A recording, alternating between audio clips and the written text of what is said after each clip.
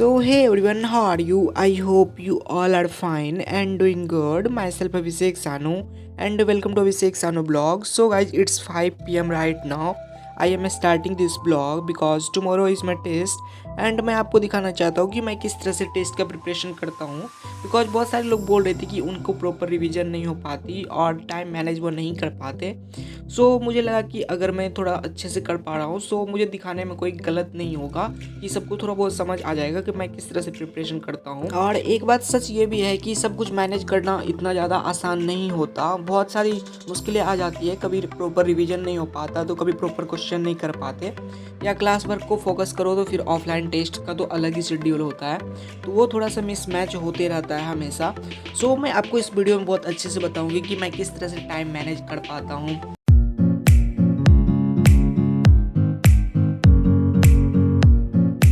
अभी मैं कर रहा हूँ यहाँ पे लेक्चर, लेक्चर में जो भी दिन में होता है वो लेक्चर कर रहा हूँ। सो अभी 8 PM होने वाले हैं। सो मैं इस पहले लेक्चर को जल्दी से कंप्लीट कर लेता हूँ।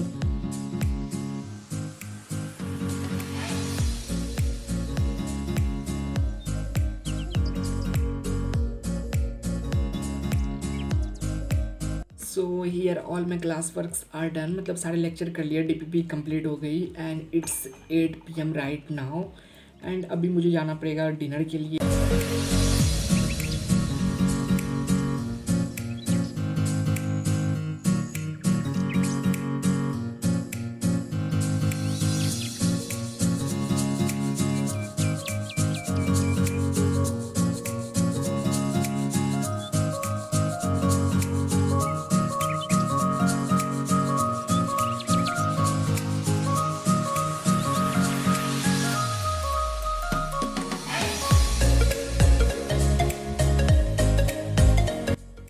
So guys, after my dinner it's 9 PM right now and here I am going to start my night study session।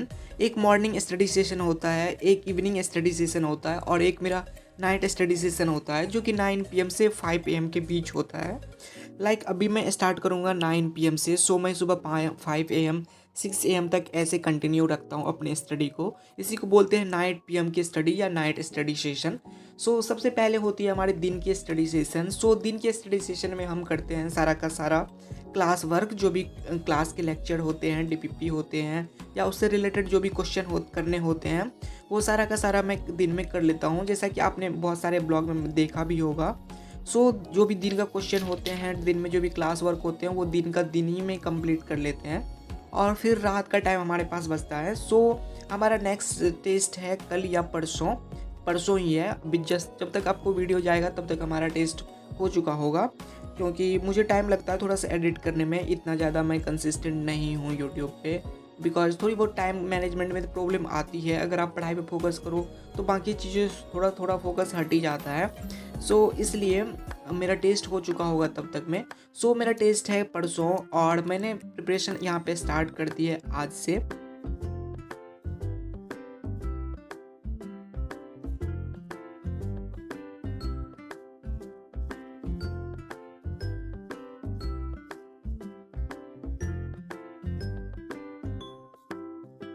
और इस बार के टेस्ट में हमारा सिलेबस बहुत ज़्यादा नहीं आ रहा है, इसलिए मैंने इतना जल्दी स्टार्ट नहीं करा था।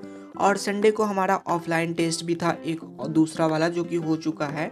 सो मैं उसमें थोड़ा सा व्यस्त हो गया था, उसमें थोड़ा बिजी था। और अभी यकीन में भी टेस्ट थे। सो यकीन के टेस्ट में प्रिपरेशन में मुझे टाइम लग गया था। सो मुझे प्रॉपर टाइम नहीं मिल पाया था इस टेस्ट के लिए। सो मैंने आज से प्रिपरेशन स्टार्ट करी है और मैं अभी कोटा में एक ऑफलाइन टेस्ट ज्वाइन किया है। मैं उसी टेस्ट की बातें कर रहा हूँ, क्योंकि बहुत सारे लोग पूछोगे आपने कौन सा टेस्ट सीरीज ज्वाइन किया है। सो मैंने कोटा में एक कोचिंग है CLC कोटा करके, उसकी मैंने ऑफलाइन टेस्ट सीरीज ली है। वो बहुत सारे टेस्ट ले रहे हैं और अभी उनका चल रहा है मिड सेशन का टेस्ट, जो कि हर एक वीक में दो टेस्ट होते हैं। सो आप लोग सोच रहे होंगे कि इतना सारा टेस्ट का मैं सिलेबस मैनेज कैसे करता हूँ, और यकीन के बैच में ऑनलाइन भी मैं पढ़ भी रहा हूँ। सो सिलेबस करना बहुत ज़्यादा मुश्किल हो जाता होगा। टाइम मैनेजमेंट मैं कैसे करता हूँ। सो जैसा कि मैंने बताया कि मैं कंसिस्टेंट हूँ अपनी स्टडी को लेकर के, कि मैं किसी दिन ऐसे प्रोक्रास्टिनेट नहीं करता और मुझे किसी सोशल मीडिया की एडिक्शन नहीं होती है।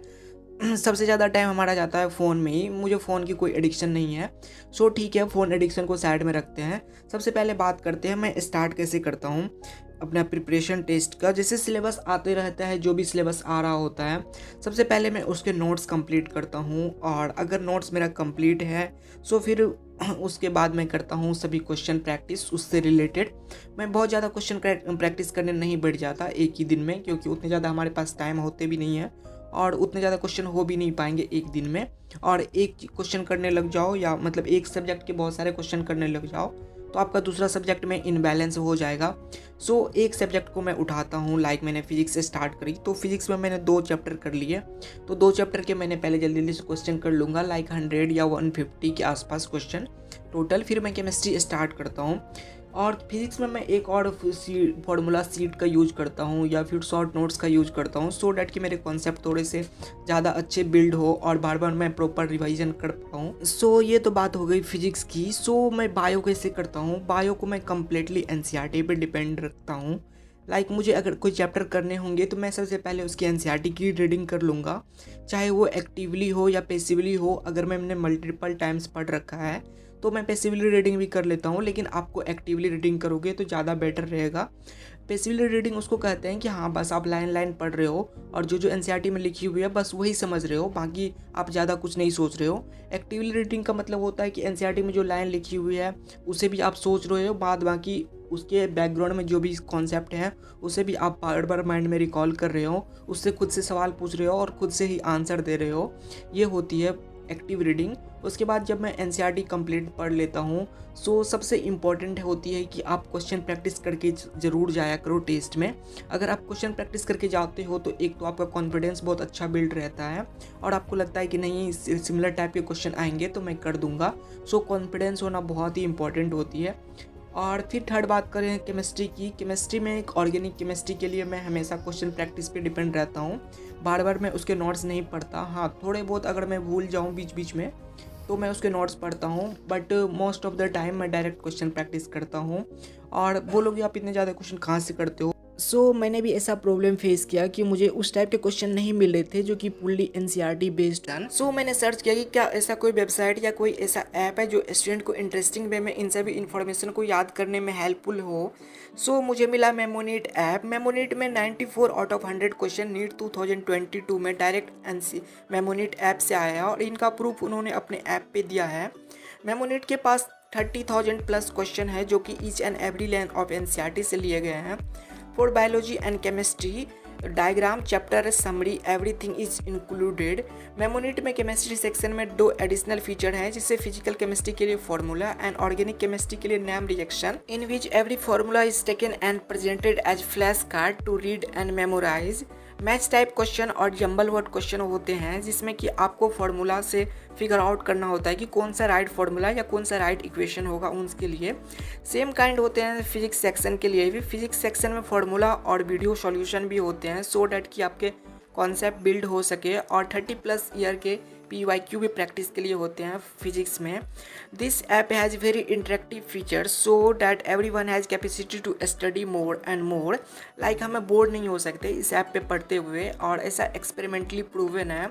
और सबसे इम्पोर्टेंट है कि 1 लाख प्लस स्टूडेंट डाउनलोड किए हुए हैं इन ऐप को, एंड 20 मिलियन क्वेश्चन जो है मेमोनीट से वो प्रैक्टिस किए हैं। सो इस ऐप की प्राइस आती है 2599 1 ईयर के लिए, बट अगर आप मेरा कूपन कोड यूज करते हो अभी 300 और सिर्फ 2299 में, मतलब 300 का डिस्काउंट मिलेगा। So you can download this app from description and also you will find link in the comment section. So just download Memonit and practice more and more question. 3 hours later. Next day मैं ऐसे test के लिए तैयार हो गया था। Like you देख सकते हो कि ये उसी टेस्ट सीरीज़ की टी-शर्ट होती है, और यहाँ से फिर मैं चला गया था अपने टेस्ट के लिए। सो मैं टेस्ट के बाद आपको बताता हूँ मेरा टेस्ट कैसा था और फिर पेपर कैसा हुआ।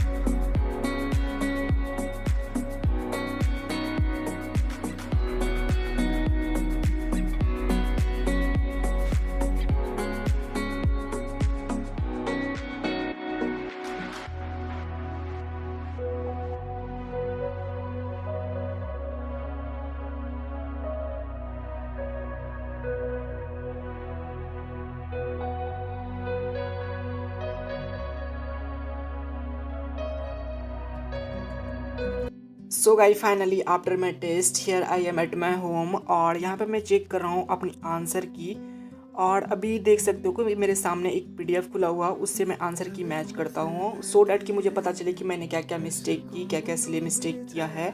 और उसके बाद मैं टेस्ट एनालिसिस करता हूँ। सो टेस्ट एनालिसिस में मुझे बहुत ज़्यादा हेल्प मिलती है। अगर कभी भी टेस्ट एनालिसिस करके आप नेक्स्ट टेस्ट दोगे तो आपको पता चलेगा कि आपने क्या सिली मिस्टेक की थी लास्ट टेस्ट में, वो सिली मिस्टेक अभी नहीं करनी है। अभी मेरे साथ एक प्रॉब्लम हो रही है कि मैं OMR फिलिंग मिस्टेक करता हूँ और पता नहीं ये कैसे हो रहा है। 2 टेस्ट से मैंने 2-2, 3-3 OMR गलत फिल किए हैं।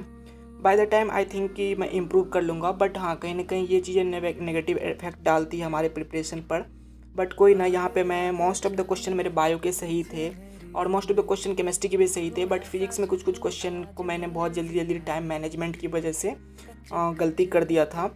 और सबसे अच्छी बात बताऊं क्या होती है ज़्यादा से ज़्यादा टेस्ट देने के बारे में, कि अगर आप एक बार गलती करते हो ना तो आपको एक चांस मिलता है कि आप नेक्स्ट टाइम उससे बहुत अच्छे से इम्प्रूव कर सकते हो।